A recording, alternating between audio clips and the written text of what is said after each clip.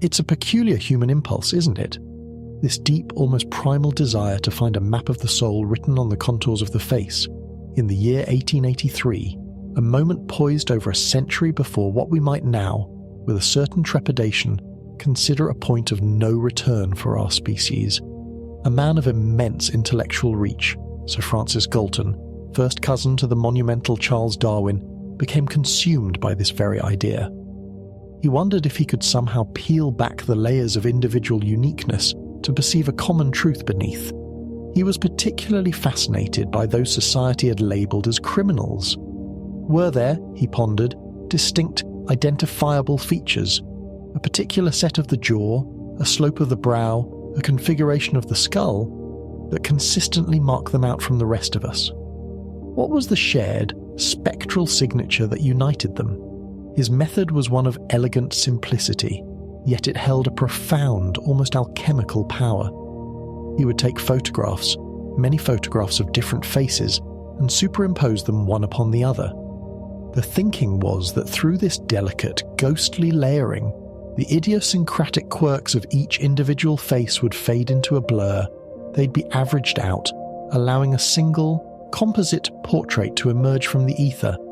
This resulting image, he theorized, would be the distilled essence, the typical face of the group. You can almost sense it, can't you? The faint outlines of dozens of lives merging, each contributing a whisper of its form, until a single, generalized yet startlingly specific representation coalesces from the crowd. It was a pioneering act of what we'd now call data aggregation, a forerunner to the statistical methods that define our age. And today, in our world of almost unimaginable computational power, we can take Galton's foundational principle and apply it in ways that would have seemed like pure magic to him. We can generate these composite portraits with breathtaking ease, averaging the faces of mixed martial arts fighters, or software engineers, or concert violinists. And as these averaged faces resolve into focus, a strange thing happens. Incredibly subtle yet statistically significant patterns begin to emerge. They unveil the faintest whispers of a collective identity, a shared story written not in words, but in the silent language of form. This ancient art, or perhaps pseudoscience, is called physiognomy. It's the perennial human attempt to forge a link between outer appearance and inner character. It's been with us for millennia, from the intricate facial maps of ancient China to the philosophical musings of the Greek thinkers. And while these early forays were, let's be honest, largely speculative, possessing little of the rigor of modern science, what is profoundly fascinating is the recent data-driven resurgence of interest in this long-dismissed field. Consider a study from 2014, a meticulous analysis of the facial structure of 241 fighters in a major mixed martial arts league. The findings revealed a compelling statistical correlation. Those individuals with a measurably deeper facial structure, that is, a greater vertical distance from brow to chin, tended on average to be more formidable, more dominant, more successful competitors. This wasn't intuition, it was cold, hard data. Another study, published in 2009, reported on research conducted on ice hockey players back in the 1990s. It uncovered a statistically significant link between a wider facial structure and the number of penalty minutes a player accrued for violent actions. Again, not just a feeling, but a statistical whisper from the data. And now, as the digital age marches on, with its sophisticated machine learning algorithms for facial recognition, researchers are pushing these boundaries even further. These systems, perceiving patterns invisible to the human eye, have ascertained that by analysing complex facial cues, it might be possible to predict not only a predisposition towards aggression, but, with an almost unnerving accuracy approaching 72%, even a person's general political orientation. This isn't to say our faces are our destiny, written in a stone.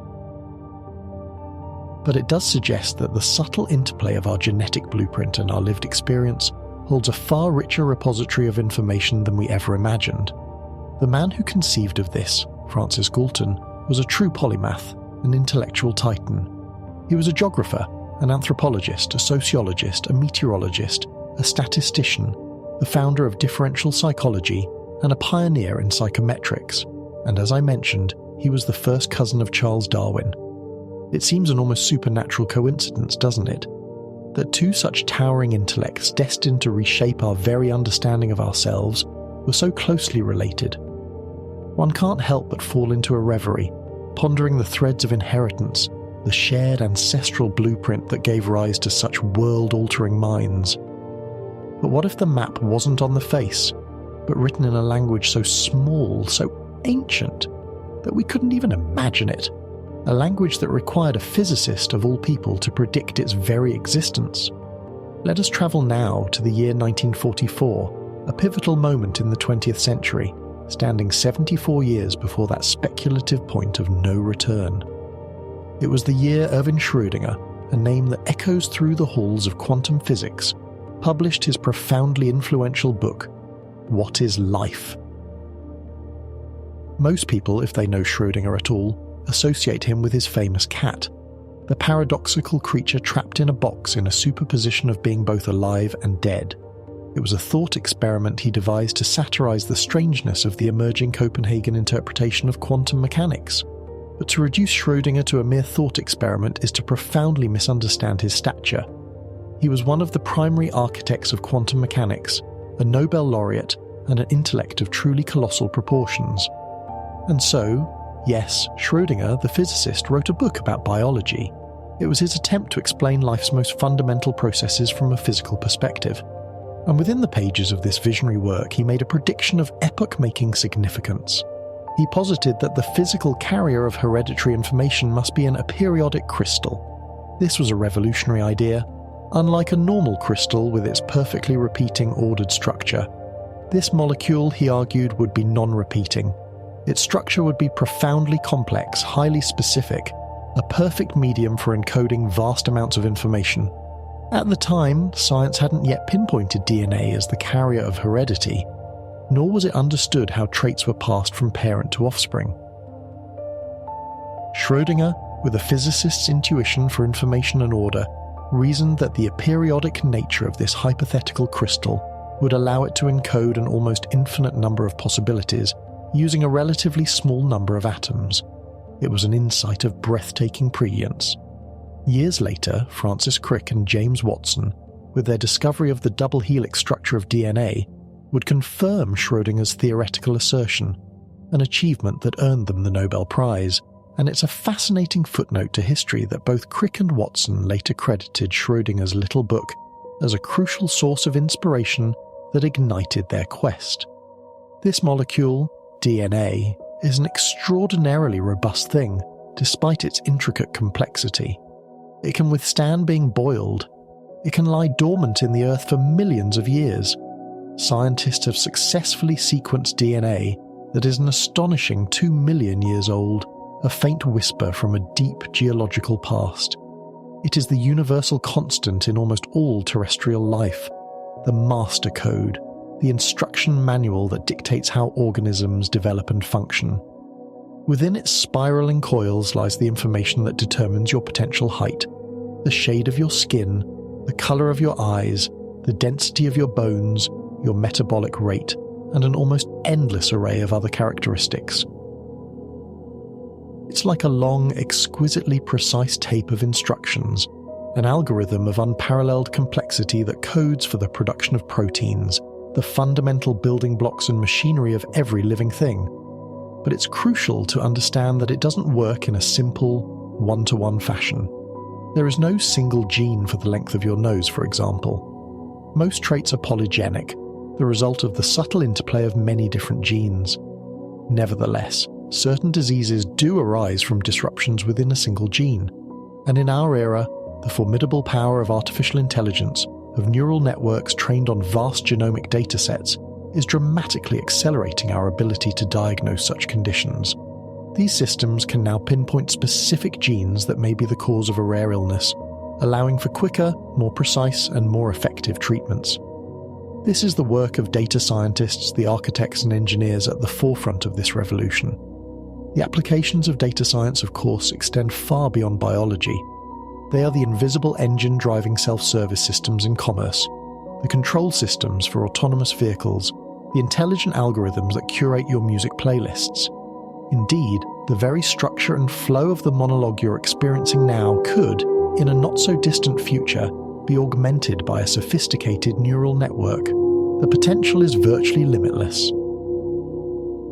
Now, we as a society readily acknowledge the influence of heredity in countless obvious ways. We accept it when we note a familial resemblance in eye colour, or a shared predisposition to a certain illness.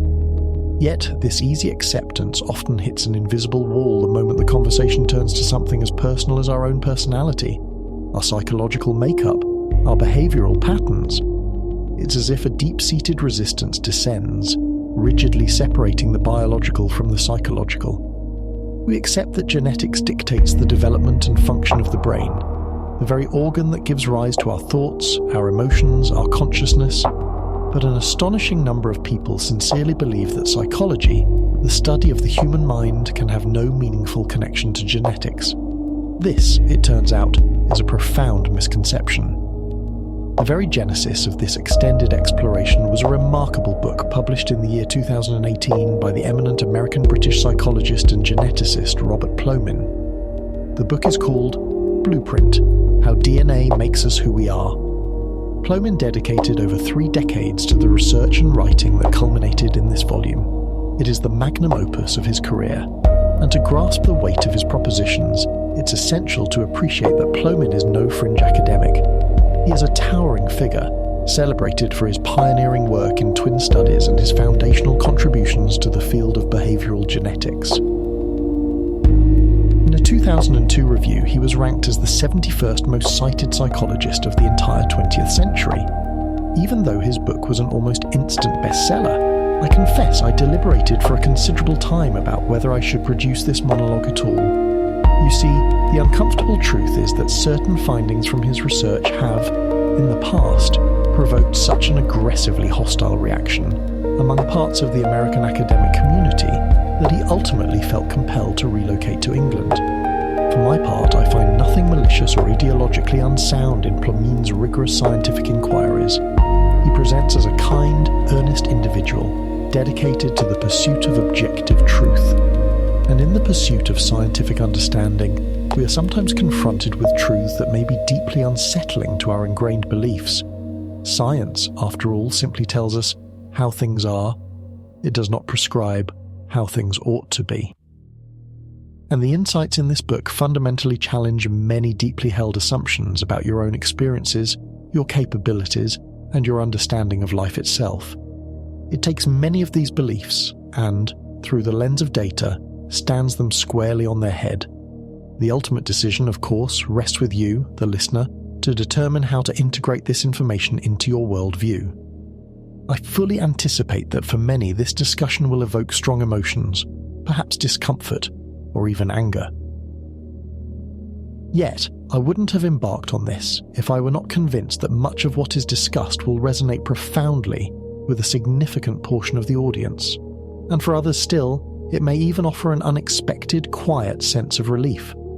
So if our shared home doesn't make us more alike beyond our shared genes, what does that say about the very idea of upbringing itself? What does it mean for the stories we tell ourselves about how we came to be who we are?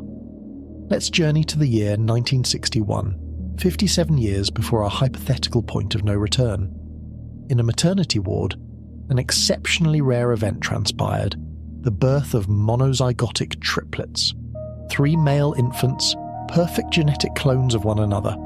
For a complex array of personal reasons, their mother made the difficult decision to relinquish them. The 3 newborns were separated, each placed into a different adoptive family. Crucially, and with profound ethical implications, none of these families were ever informed of the existence of the other 2 brothers. What made this case scientifically compelling was that the families who adopted them originated from distinctly different socioeconomic strata. One brother was placed with a working-class family, another into a family of comfortable middle-class means, and the third became a member of a significantly wealthy family. The brothers, Robert, Edward, and David, lived their separate lives for 19 years, entirely ignorant of each other's existence. Then, by an astonishing confluence of circumstances, they discovered one another. What they found upon their reunion was nothing short of staggering. They shared not just physical resemblance, but an uncanny array of identical mannerisms, habits, tastes, and temperaments.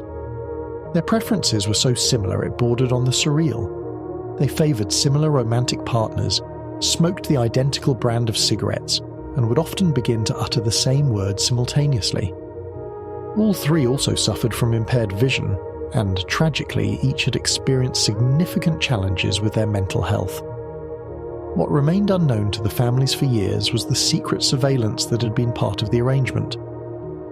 A team of specialists had regularly visited the boys, subjecting them to psychological tests and meticulously recording their interactions on camera, all under the guise of standard practice for adoptions. It would only be many years later that the truth would emerge. They had been unwitting participants in a clandestine study titled Nature versus Nurture. The study had been orchestrated by a psychoanalyst who, deeply influenced by Freudian theories that emphasized environmental determinism, sought to definitively prove the overwhelming importance of upbringing in shaping human destiny. Robert, Edward, and David were not the only children involved. The precise number remains undisclosed. The research papers and data related to these unsettling studies are housed in the archives of a prestigious American university, sealed by a stringent embargo that will only be lifted on October the 25th, 2065. The nature versus nurture debate is a cornerstone of inquiry, a contentious discussion about the balance between our genetic endowment and our environmental experiences. Which holds greater sway? Is it the genetic code woven into every cell of my being, or is it the rich tapestry of experiences to which I've been exposed since conception? Am I capable of becoming anything I desire, or are there inherent limitations dictated by the sequence of my DNA? When psychology began to take shape in the early 20th century, its foundational tenets were largely built on the belief that individuals are like pliable clay, moulded by external forces. Early childhood upbringing and the family environment were considered of paramount importance. This perspective, beginning with figures like Sigmund Freud, dominated psychological thought for decades. One of the most devastating outcomes of this approach was the misguided concept of the schizophrenic mother.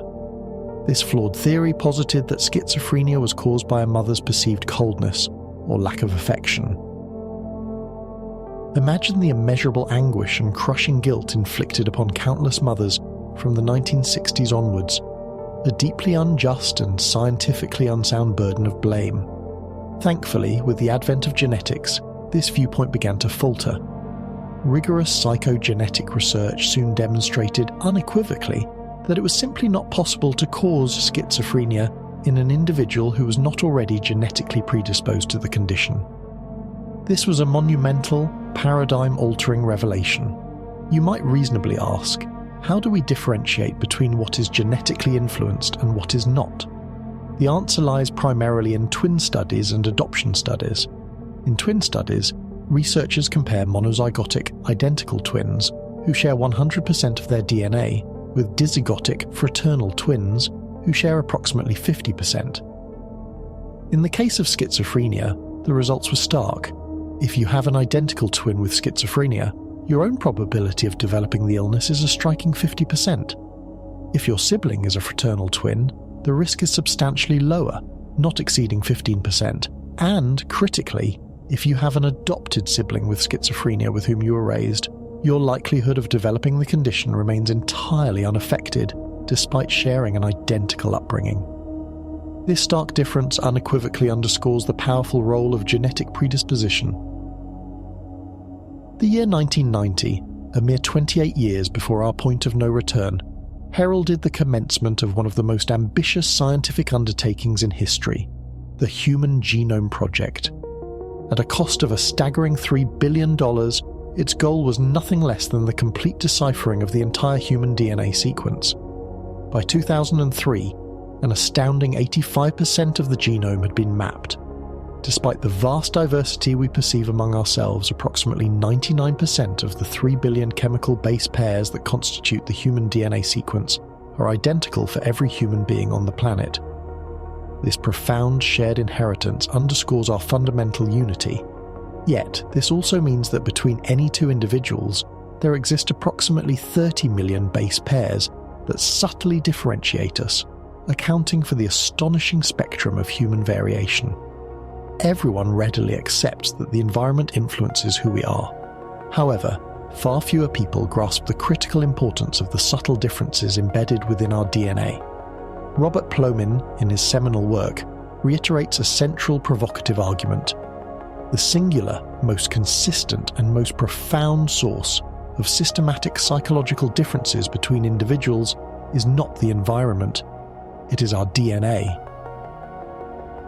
He elaborates that environmental influences are unequivocally important, but what we have learned is that their measurable impact, particularly that of the shared family environment, is largely unstable and almost entirely unsystematic. What does unsystematic environmental influence truly mean? It means that the impacts of environmental factors cannot be reliably measured or predicted with a consistent pattern. For instance, if an individual experienced severe physical abuse in childhood, you cannot reliably predict whether they will perpetuate that cycle. One psychologist might assert they absolutely will, citing learned behavior. Another might argue with equal conviction that they absolutely will not, having resolved to break the pattern. Both interpretations sound plausible. However, the entire landscape of predictability shifts dramatically when we turn our attention to the subtle influence of genes. In truth, demonstrating that a psychological trait is inherited has, within modern behavioral genetics, become a baseline assumption. This is because virtually all psychological traits, upon rigorous investigation, consistently exhibit some degree of heritability. A powerful testament to this is the fact that there is scarcely a single psychological trait that does not, upon careful examination, demonstrate some form of genetic influence. Consider a thought experiment. A child lives for years with adoptive parents who struggle with their weight. How would the dietary habits and lifestyle of these parents impact the child's own weight? Surprisingly, the answer is, essentially, not at all. The body weight of adopted children shows no statistically significant correlation with the body weight of their adoptive parents. Despite the adoptive parents providing all the food and setting the household standards, their adopted children do not, in terms of their weight, ultimately resemble them. In stark contrast, the heritability of weight from biological parents is remarkably high, ranging from 70 to 80%. This holds true even if the child has never lived with their biological parents. This doesn't mean you are destined to be overweight if your biological parents are. You may exercise and diet rigorously. However, it is highly probable that maintaining your ideal weight will be a more persistent endeavour for you than for others. Of course, these are statistical averages describing trends within a population. The heritability of body mass, for example, is significantly higher in affluent nations like the United States, where calorie-dense food is abundant compared to poorer countries. In such permissive environments, individuals genetically predisposed to a higher body weight are more likely to manifest that predisposition. Paradoxically, genetics itself proves that not everything is determined by genetics. Heritability never approaches a perfect 100%. This gap powerfully underscores the importance of environmental factors. An extensive meta-analysis, compiling findings from 45 distinct twin studies, revealed a fascinating trajectory for weight heritability. It increases from approximately 40% in early childhood to around 60% in adolescence, and then to as much as 80% in adulthood. But now we are poised to venture into realms of even greater and perhaps more personally unsettling implications. Consider the old saying, if you wish to marry someone, first observe their parents. If their parents are divorced, you might be well advised to reconsider. This, it turns out, is a statistical truth. The intuitive explanation revolves around learned behavior or psychological trauma. However, this is largely a misconception. Recent adoption research from Sweden demonstrated that the connection between parental divorce and the likelihood of their children's own divorce is substantially rooted in genetic predisposition. Researchers analysed the lives of 20,000 individuals who had been adopted in early childhood. What emerged was striking. If your biological parents were to divorce, your own intrinsic likelihood of experiencing a divorce would be significantly higher than if your adoptive parents, those who raised you, were to divorce. The heritability of divorce consistently registers at approximately 40%. But here is the critical distinction. The only systematic factor influencing divorce appears to be rooted in genetics. Researchers have exhaustively searched for other environmental factors that might serve as reliable predictors: living space, social networks, and aversion to pets. Yet, no such systematic, identifiable environmental factors emerged. Beyond the powerful underlying influence of genetics, everything else appeared to be remarkably individual and idiosyncratic. The divorce of one's biological parents is the single best predictor of children's own divorce, and this seemingly straightforward environmental link is in fact predominantly driven by genetic factors. There is no discernible, consistent statistical pattern for other, non-genetic reasons for divorce. You might be in a harmonious partnership, and then one day, a metaphorical flower pot might unexpectedly fall upon your partner's head, a sudden trauma, a crisis, and they might want a divorce. This is a clear environmental influence, but such events are by their nature unpredictable, singular, and utterly unsystematic. This is why, from a robust scientific perspective, we fundamentally do not know how the environment systematically influences us, even though it unequivocally does, albeit in a chaotic and unpredictable manner. The second crucial point is this: there is no singular divorce gene. Rather, the influence manifests through genetically influenced personality traits. Statistical analyses consistently show that individuals who are, on average, more intensely engaged with life, more joyful, more emotionally expressive, and more impulsive are, statistically, more likely to experience divorce. Few would argue these are inherently bad characteristics. The very traits that can lead to a dynamic, exciting life might, under certain circumstances, also contribute to relational instability. I sincerely hope you are prepared, for what follows is a provocative and intellectually unsettling idea. The discussion now turns to the very concept of upbringing. Plomine unequivocally states that despite every concerted scientific effort, absolutely no systemic or consistent empirical evidence has been found to demonstrate that traditional upbringing, in a manner that produces predictable, generalizable effects, actually works as commonly conceived. This remarkable absence of evidence for a systematic influence of traditional parenting extends even to qualities that might seem attributable to direct parental effort, traits like altruism, compassion, or kindness. Even a virtue like patience consistently shows the same statistical results: a moderate degree of heritability and a persistent absence of any discernible, systematic influence from the shared family environment. The inescapable conclusion is that traditional upbringing does not, in a predictable way, teach children to be consistently kind or stern. Family members often exhibit striking similarities, but this resemblance is overwhelmingly attributed to shared genetics, not shared upbringing. The notion that growing up with a sibling makes you more psychologically alike, beyond what is determined by your shared DNA, is also largely disproven. This can be genuinely shocking, particularly for parents who have invested immense emotional labour into raising their children.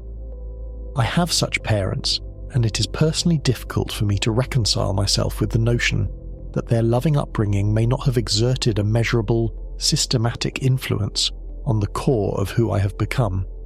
Yet, according to Plomine, among behavioural geneticists, this is no longer a matter of debate but a long-established truth.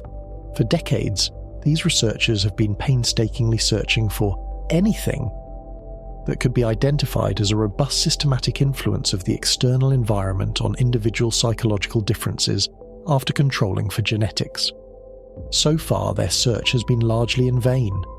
Once you begin to contemplate the profound importance of DNA, it becomes remarkably difficult to pinpoint any psychological experience devoid of potential genetic influence. Even accidents are not always purely random. Some children simply experience a statistically greater number of accidents than others, suggesting underlying behavioural predispositions. And here we stand at the precipice of one of the most contentious topics in behavioural genetics. Geneticists have faced immense challenges. They could scarcely take a step into public discourse without being branded as Nazis. And heaven forbid you ever dared to publicly suggest the influence of genes on intelligence. That was the ultimate academic anathema. But surely this can't apply to everything. What about the most human of our qualities, the very pinnacle of our minds? What about intelligence? As I mentioned, Robert Plomin dedicated a decade to his book.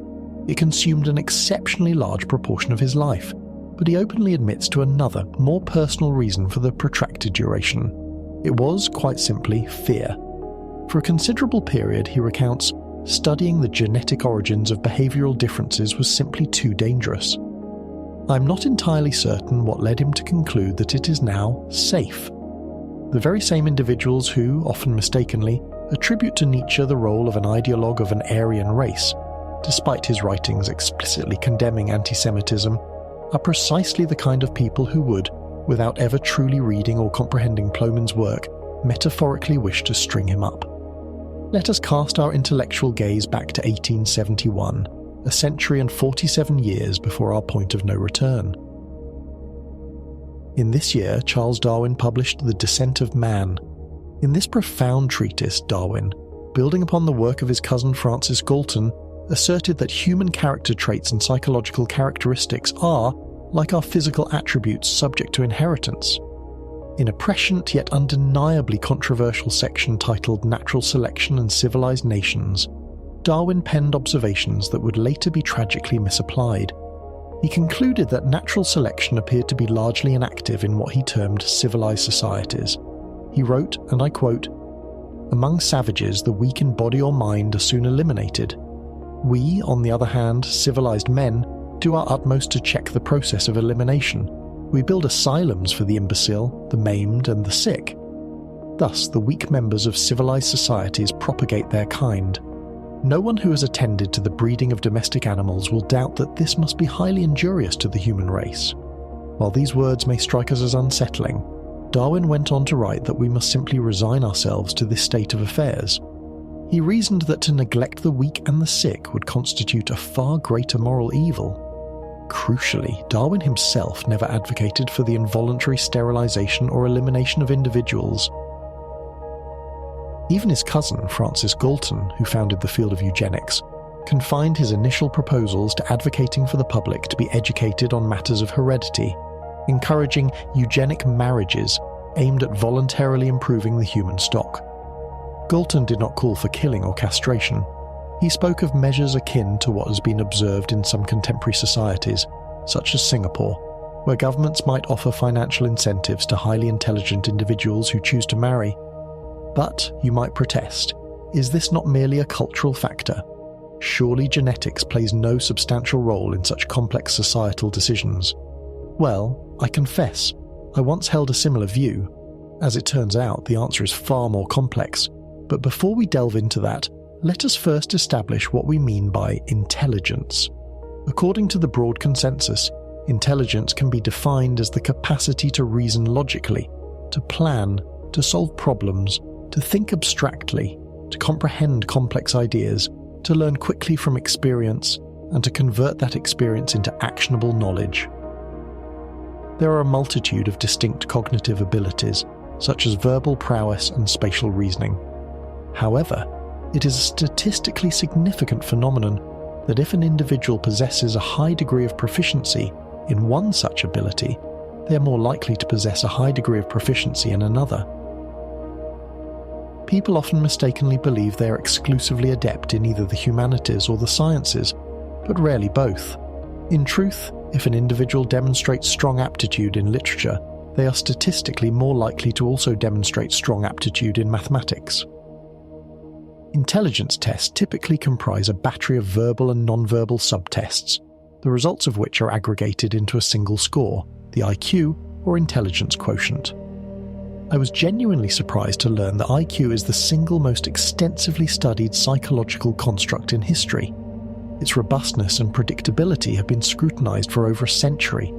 To put its significance into perspective, if an individual's IQ score is approximately 80 or lower, then, according to the renowned clinical psychologist Jordan Peterson, there are currently no known effective methods to genuinely train such an individual in anything complex without it becoming counterproductive.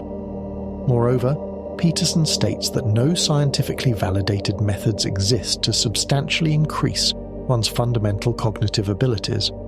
Conversely, at the other end of the spectrum is the phenomenon of genius. While not everything, genius is, to a significant extent, underpinned by innate potential. Consider Mensa, the Society for Individuals with Exceptionally High Intelligence. Entry is open to all, provided their IQ score falls within the top 2% of the global population, a standard that generally begins at a score of 131. As for my own score, I politely ask that you do not inquire. Once, after completing an online test, I discovered that to receive my results, I had to send a text message to a short code, which, in a moment of curiosity, I did. From a societal perspective, intelligence consistently stands as the single most powerful predictor of educational attainment and professional status, and it is very strongly heritable. You might interject thinking, here Plomin has surely stumbled. Surely an individual's development is connected to the family into which they were born. An affluent family provides tutors, prestigious schools, and connections. Such arguments seem entirely logical. However, we must strive to delineate where the true cause lies and where the correlation is merely a subsequent effect. While parents who love to read tend to have children who also love to read, this can be interpreted through multiple lenses. From a genetic perspective, since parents and children share 50% of their genetic material, a common genetic predisposition for reading aptitude is likely inherited. Another critical point is the concept of a reciprocal feedback loop. Children who genuinely enjoy reading often provide positive feedback to their parents, encouraging them to read more frequently. These same principles apply to formal education. Schools play an indispensable role by imparting fundamental skills. This is why basic education is compulsory in most countries. However, even within this structured context, children vary dramatically in how well they succeed. You might instinctively argue that everything depends on the quality of the school, but surprisingly, research consistently indicates that the measurable differences in children's academic achievements are almost entirely independent of the specific school they attend. This startling conclusion seems implausible, given the pervasive public discourse about school rankings. But the crucial nuance is this: there is a significant overlap in academic achievement between children attending the best schools and those attending the worst. In simpler terms, some children in the lowest-ranked schools consistently outperform the vast majority of children in the highest-ranked schools. Many psychologists would be astounded by such a bold, statistically robust conclusion. The philosopher of science Karl Popper famously posited that theories must be falsifiable. To falsify this conclusion, one would need to rigorously demonstrate that specific environmental factors exert a statistically significant and systematic influence on academic outcomes after fully accounting for genetic factors. It is emphatically insufficient to cite anecdotal evidence. I and the broader scientific community do not harbour significant concerns that these conclusions will be easily disproven, because they are underpinned by over a century of painstaking empirical research. Do you comprehend why the scientific fact that genetics consistently exerts a systematic influence of approximately 50% on psychological traits is so remarkable? It is because, as Robert Plomin notes, in the broader field of psychology, very few measured effect sizes ever reach such significant magnitudes.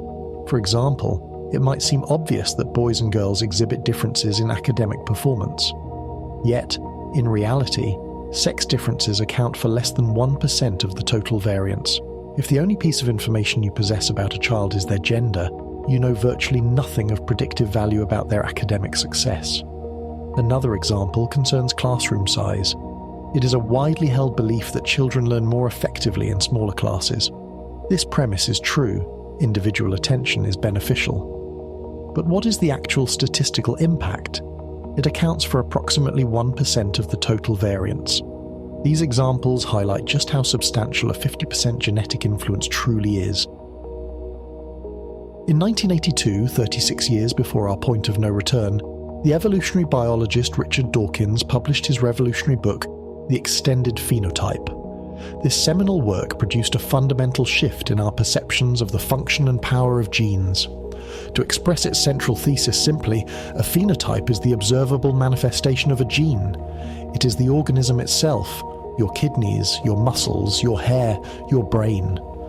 However, Dawkins urged us to extend this understanding far beyond the confines of the individual organism.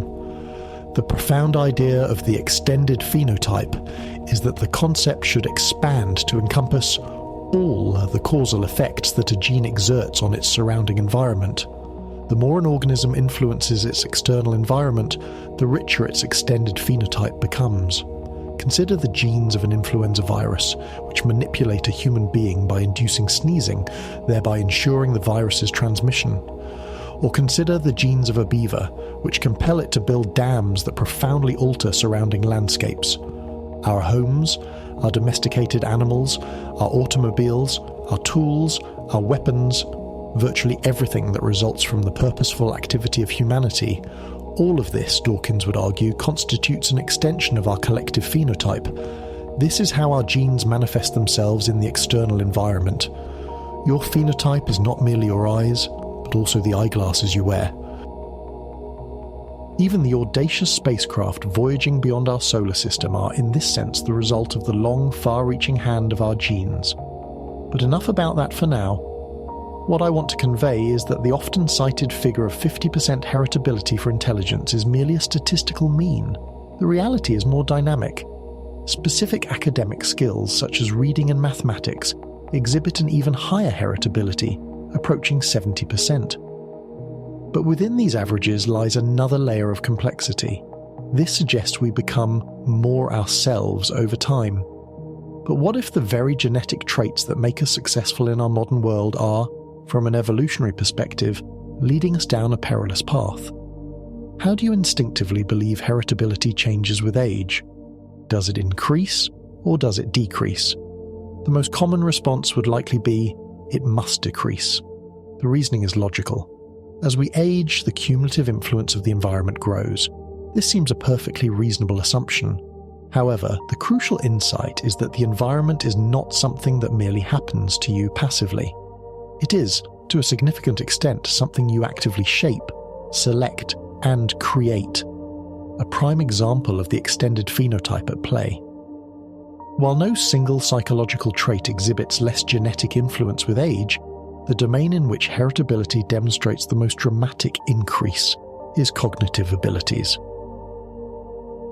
For instance, it is often difficult to detect significant cognitive differences in childhood among individuals who are later diagnosed with schizophrenia. It is plausible that the specific genes which contribute to the condition do not exert their full effect until the brain develops to a sufficiently high level of complex thought. In the past, many psychologists operated under the assumption that the environment was an external force we were passive victims of. And to a limited extent, this holds true. A child could be confined to a dark basement, their potential irrevocably stunted. A heavy tree branch could fall on someone's head, inflicting a severe brain injury. These are undeniably tragic environmental impacts. However, from a statistical perspective, such extreme cases do not significantly alter the overall quantitative picture across a population. This is because such events are statistically rare and unsystematic. One might also envision a woman born in the Middle Ages, residing within a theocratic monarchy. In such a restrictive environment, she would have limited scope to realize her genetic potential. Yet, even in such circumstances, individuals would still strive to express their unique qualities. However, if we shift our focus to contemporary free societies, the attempt to rigidly impose a specific environment on an individual becomes remarkably ineffective. This is because individuals are not passive recipients.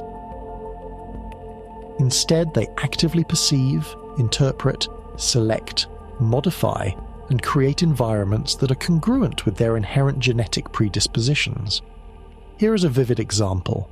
Genetic differences in cognitive abilities profoundly influence how a child will perceive and utilize educational opportunities. Over the course of a decade of schooling, almost every one of us had at least one subject we eagerly anticipated. But then, there are those remarkable children for whom, all academic subjects evoke this same sense of engagement.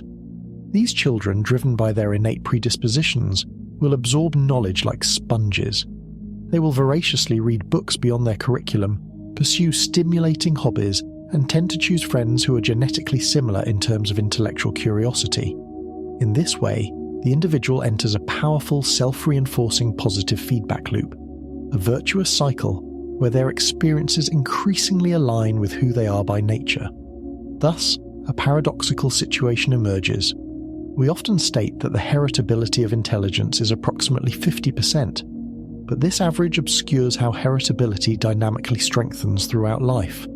A massive longitudinal twin study in 2010, compiling data from 11,000 pairs of twins, demonstrated that the heritability of intelligence increases from approximately 40% in childhood to a substantial 65% in young adulthood. In 2013, a comprehensive meta-analysis confirmed this robust increase. The relatively few studies examining later stages of life consistently show this trend continues, reaching an impressive 80% heritability by the age of 65. So if you are now of a mature age, I invite you to reflect on your life's journey. In all likelihood, what you perceive is, to a profound extent, the culmination of where the inherent call of your genes has guided you. However, if you find yourself less than satisfied, it is possible you do not reside in a truly free and enabling society. The very fact that you have been listening intently to this discussion for the past half hour probably speaks volumes about your own innate intellectual curiosity. Yet, let me offer an important reassurance. The high heritability of intelligence will not inevitably lead to some rigid, dystopian caste system. This is not how genetic inheritance operates. The children of parents with exceptionally high IQs will, on average, have lower IQ scores than their parents. This is due to the statistical principle of regression to the mean. Since children inherit only 50% of their genetic material from each parent, genetics predicts that the average IQ of children will regress from the extreme IQs of their parents towards the population mean. For example, parents with an average IQ of 130 are expected to have children whose average IQ is closer to 115. This constant shuffling and redistribution of genetic differences prevents the evolution of a genetically determined caste system. On the other side of this coin, parents with average intellectual abilities give birth to children with a wide variation in capacities, including some with remarkably high abilities. Since parents with average abilities constitute a vastly larger proportion of the population, this ensures that the majority of individuals with the highest intelligence in the next generation will originate not from parents with exceptionally high intelligence, but from parents with average capabilities. So the spectre of a rigid caste system does not loom large. However, we might face something more unsettling. Allow me to introduce you to Alexander Vladimirovich Markov, a distinguished Russian biologist. In his article published on January 24, 2017, Markov presented findings that corroborated the apprehensions expressed by Darwin. Markov wrote about a study based on data from 110,000 Icelandic citizens born between 1910 and 1975. This study revealed a striking trend. Genes associated with high levels of educational attainment and intelligence are undergoing negative selection in modern human populations. Individuals carrying these genes are reproducing at a slightly lower rate than those without them. This disconcerting phenomenon occurs due to two primary mechanisms. Firstly, there is a weakening of purifying selection, a process that historically eliminated deleterious mutations. In earlier epochs, if an individual was born with a weak constitution, they rarely survived to reproductive age. However, in our advanced world, almost everyone survives to adulthood. This is a magnificent humanitarian achievement. Yet, a colossal evolutionary challenge arises from the nature of the human brain. It is an organ of immense complexity and extraordinarily vulnerable to mutations. In the past, such mutations would have reduced an individual's fitness, making them less likely to reproduce. Now, these mutations are less directly harmful in an evolutionary sense, but for each of us individually, possessing such mutations would undoubtedly be unpleasant, and these subtly detrimental mutations have now begun to accumulate in the human gene pool. The second mechanism, and this particular point drew immense criticism, is negative selection on traits that typically contribute to success in life. Strong goal-directedness, a thirst for knowledge, the capacity to plan, and an openness to new experiences. In contemporary society, it is plausible that these traits have begun to diminish an individual's reproductive fitness. For example, talented, highly educated individuals often choose to delay parenthood, thereby bypassing their most fertile years. I must reiterate that we are speaking in terms of statistical averages. This does not mean that if you have 3 children and did not complete a university education, you are unintelligent. However, Markov's analysis indicates that this subtle genetic degradation is likely to accelerate. He speculates that similar studies may soon be prohibited due to their perceived unethical implications. Given that humanity, I hope, unequivocally repudiates the horrific experiences of Nazi Germany, we are compelled to find humane, morally sound solutions. For instance, we might strive to achieve a scientific understanding that allows us to manually correct deleterious mutations. Or, more controversially, we might aspire to add something beneficial, consciously taking the reins of our own evolution. This path, too, is fraught with uncertainty. Our intricate genome exists in a delicate balance. Improving one aspect could lead to unpredictable and detrimental consequences elsewhere. Yet, this might ultimately prove to be the lesser of 2 evils. Let me reiterate, there is no singular gene for intelligence. Many different genes influence each trait, and each gene frequently influences many different traits. A reasonable question then arises: how do we identify those specific genes that differentiate individuals of high intellectual capacity? The answer lies in statistics and large-scale genetic studies. We can collect genetic data from a large cohort and compare their genotypes with a matched group who do not possess a specific trait. Computational analysis can then pinpoint genomic regions where there exist stable, statistically significant differences. Consider a recent controversial experiment from China. Researchers engineered rhesus macaques to carry copies of the human microcephalin gene. In humans, mutations of this gene lead to microcephaly, a reduction in brain size. While the brains of these transgenic monkeys did not visibly increase in size, they did exhibit measurable improvements in short-term memory. Their cortical development manifested certain traits characteristic of the developing human brain. No, the transplantation of a single human gene will not transform a monkey into a human. But what if it involved not 1 gene, but 10, or 100? And what if we already possess the capabilities to accomplish such a feat? The question then becomes one of profound philosophical and ethical weight. Are we merely trembling creatures, bound by existing moral norms, or do we now possess the right to intervene, to reshape our own biological destiny? A hearty greeting, then, to all who consider philosophy a useless absurdity. Let us now shift our attention to 2012, a mere 6 years before our point of no return. In this year, the journal Science published a momentous article detailing a discovery for which Emmanuelle Charpentier and Jennifer Doudna would be awarded the Nobel Prize in Chemistry in 2020. They had demonstrated a revolutionary gene editing system, CRISPR-Cas9. This technology dramatically democratized the field, reducing its cost by 99% and accelerating the process considerably.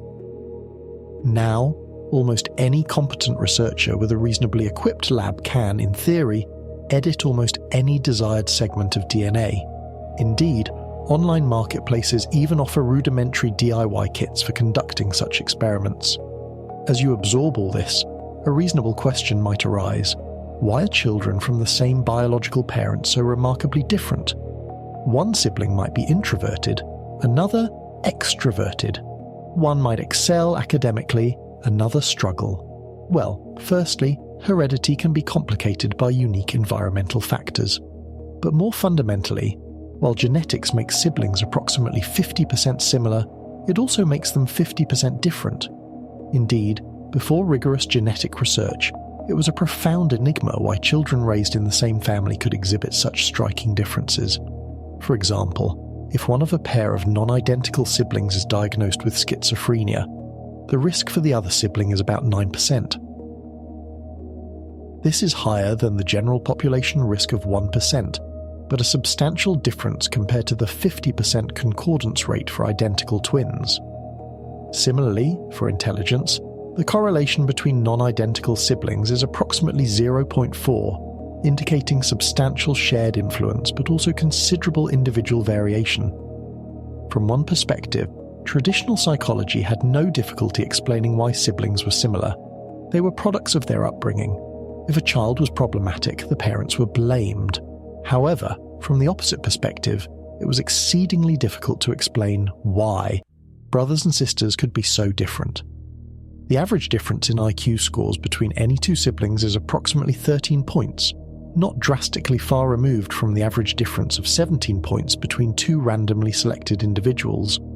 It was only starting in the 1970s that we began to comprehend that both the psychological similarity and dissimilarity of relatives are, for the most part, fundamentally explained by genes. The environment, while playing a role, is often a lesser and far less predictable factor. Ponder this. You would likely be just as psychologically similar to your biological relatives even if you had been adopted by a completely different family. And this very assertion has been robustly confirmed by numerous adoption studies. The compelling results of one such study were illuminating.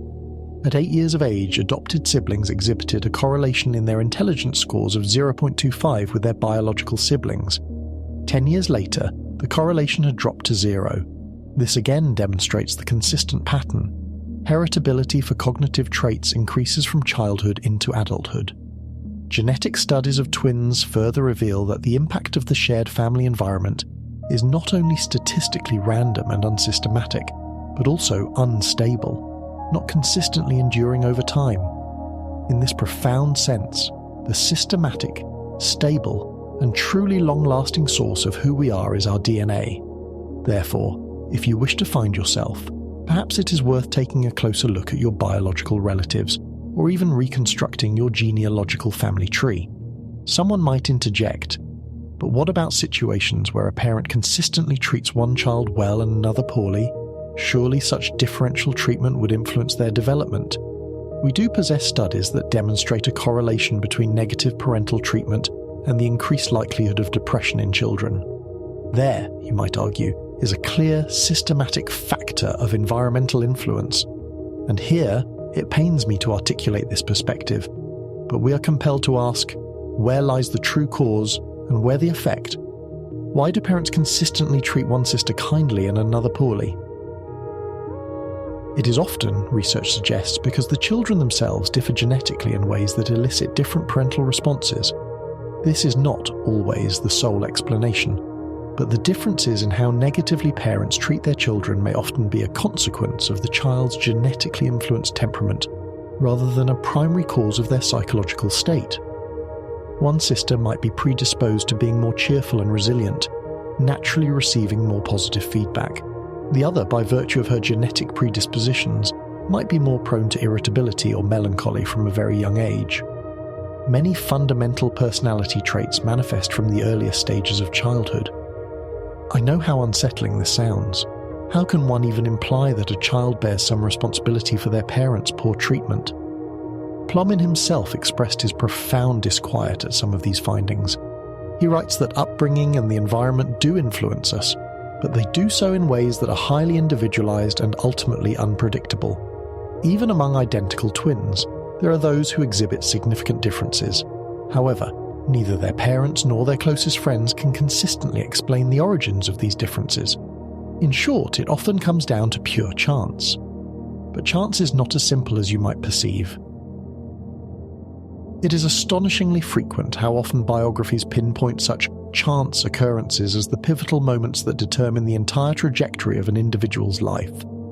Charles Darwin recorded in his autobiography that the single most important event in his life was his 5-year voyage aboard HMS Beagle. This journey would eventually lead him to formulate his theory of evolution. Yet, prior to this, he had no serious intention of dedicating his life to biology. The opportunity for this voyage depended on a series of insignificant circumstances, including the offer from his uncle to transport him 30 miles to Shrewsbury, and most remarkably it hinged on the shape of Darwin's nose. the captain of the Beagle, Fitzroy, very nearly refused Darwin's participation.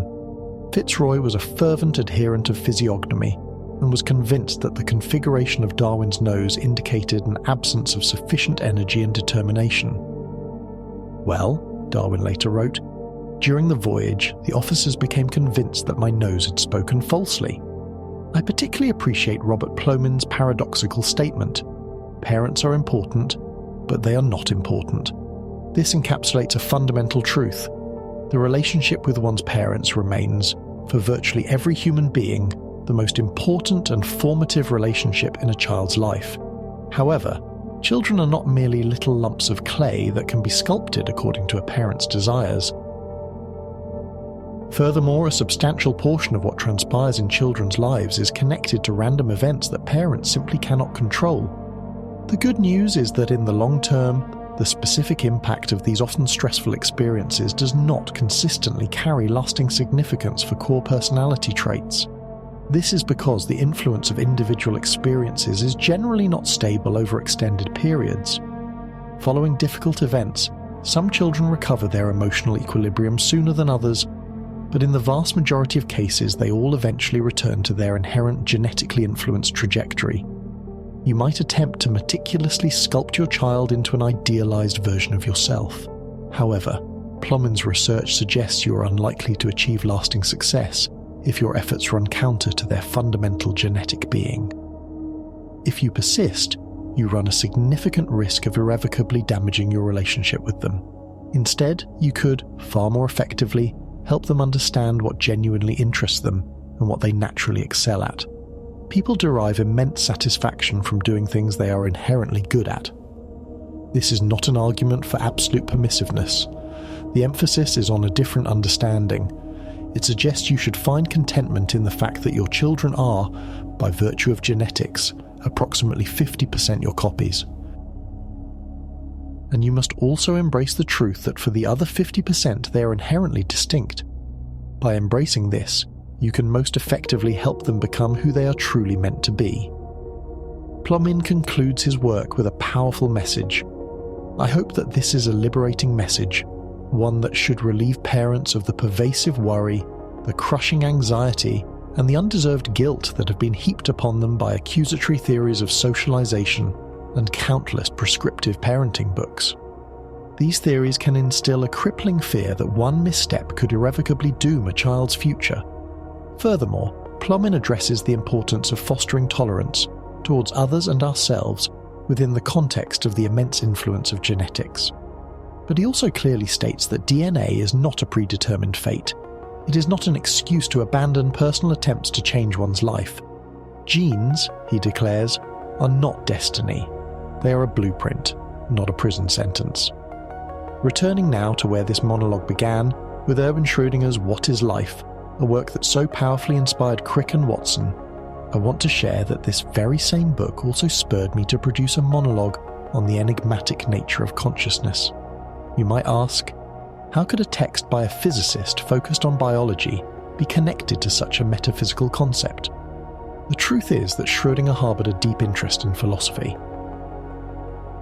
He was profoundly influenced by Schopenhauer and Spinoza, and through Schopenhauer, he was introduced to the insights of Indian philosophy, particularly the Upanishads. Schrödinger concludes his revolutionary book with an entire chapter dedicated to the philosophical questions of determinism and free will. Indeed, most of us are poorly informed regarding the extent to which many of the great physicists love to ponder profound questions. And it is for this reason that I urge you to listen with utmost attention to this poignant excerpt from Schrödinger's closing thoughts. He writes, all space-time events in the body of a living being are, if not strictly predetermined, then statistically predetermined. Therefore, let us try to make a correct and non-contradictory conclusion based on two premises. My body functions as a pure mechanism in accordance with the laws of nature, and yet, I know from irrefutable direct experience that I direct its movements. I take full responsibility for them. It seems to me that the only possible conclusion from these two facts is that I, that is, every conscious mind that has ever said "I" or felt itself to be I, is, in the widest sense of the word, controlling the movements of atoms according to the laws of nature. He then continues with a breathtaking leap of mystical insight. For centuries, mystics, independently yet in complete agreement with each other, have described personal experiences with words that can be summed up in the phrase Deus factus sum, meaning I have become God. The genie is out of the bottle, the code has been rewritten. What does this mean for the future of what it is to be human? Now let us bring our attention to a recent historical landmark, the 26th of November 2018. This day, some might argue, marks a moment after which the trajectory of humanity would never be the same. On this day, on a previously unknown YouTube channel, a video was published. In it, a man in a simple sky blue shirt calmly declared that 2 twin girls, Lulu and Nana, had been born perfectly healthy. The man was He Jiankui, a Chinese biologist, and Lulu and Nana were, according to his assertion, the world's very first genetically modified human beings. The specific modification, he claimed, was designed to render them resistant to HIV, which had been diagnosed in their father. This unprecedented gene editing had been secretly carried out using CRISPR-Cas9. The world learned of this monumental breakthrough not through the customary process of scientific publication, but through this very video message, much like the monologue you're experiencing now. It was thanks to this video that the world awakened to the shocking realization that, into the vast process of evolution, which had unfolded unguided for 4 billion years, there had now been a conscious, deliberate intervention by human hands. This intervention occurred at the most fundamental molecular level by directly manipulating the language of nature itself, the genetic code. The sequence of DNA, that ancient script shaped through the crucible of natural selection, could now be altered instantaneously by human design. It is an interesting detail that YouTube is not generally accessible within mainland China, suggesting He Jiankui's message was intended for the Western world. And then, an eruption of outrage occurred worldwide. The news spread with unprecedented speed, igniting a firestorm of ethical fury. Within a month, the journal Nature would include He Jiankui in its list of 10 people who mattered this year, not as a hero but as an anti-hero, dubbing him the CRISPR rogue. The university where he had been employed immediately disavowed any knowledge, and Chinese authorities launched an investigation. He Jiankui would later receive a sentence of 3 years in prison and a substantial fine for illegal medical practice. However, the principal enigma remained. Why did he choose this path? Why employ a nascent, risky technology when safer methods for HIV prevention existed? With modern medical techniques, even HIV-infected mothers successfully give birth to HIV-negative children in over 90% of cases. For HIV-infected fathers, the success rate approaches nearly 100%. From this perspective, the experiments seem not only ethically egregious, but also medically gratuitous. Why not target a devastating hereditary disease with no current cure, one that is 100% fatal, like Huntington's disease? We harbour some suspicions regarding his true motivations. Despite his public address, in which he stated his intent was solely for treatment, the very gene mutation he targeted, the CCR5 delta 32 allele, is, according to other research, also significantly linked to a measurable increase in cognitive abilities, an improvement in memory, and a faster recovery rate following a stroke. This suggests a potentially hidden agenda. There is yet another layer to this narrative. The influential news website Stat News claimed to possess internal documents suggesting that He Jiankui conducted these experiments not illegally, but under the direct instruction of the Chinese government itself utilizing state funding. This version posits that the authorities later used him as a scapegoat to deflect suspicion. While this theory strikes me as strange, one can scarcely begin to imagine the staggering strategic advantages that nations secretly conducting such experiments might accrue. Soon after this unsettling incident, one of the co-creators of CRISPR, Jennifer Doudna, was asked whether a global moratorium should be imposed on the genetic editing of human embryos. Her somber, chilling response was simply, "It's too late." What does all of this signify for our collective future? What profound consequences will arise from the ongoing genetic modification of humans, a process that has, as Doudna's words imply, already begun and is now unstoppable? And what impact will this have on generations yet unborn, knowing that no ethical committees appear capable of permanently halting this trajectory? And let us never forget that all genetic changes introduced will be heritable, transmitted across generations, fundamentally altering the human gene pool for all time. It is quite possibly precisely this profound question, the future of human genetic engineering and its indelible consequences, that I will endeavour to explore in our very next quiet and contemplative discussion. Until then, may your thoughts be tranquil, may your spirit of inquiry remain unquenched, and may your journey into understanding be peaceful, guiding you softly into the restorative embrace of sleep.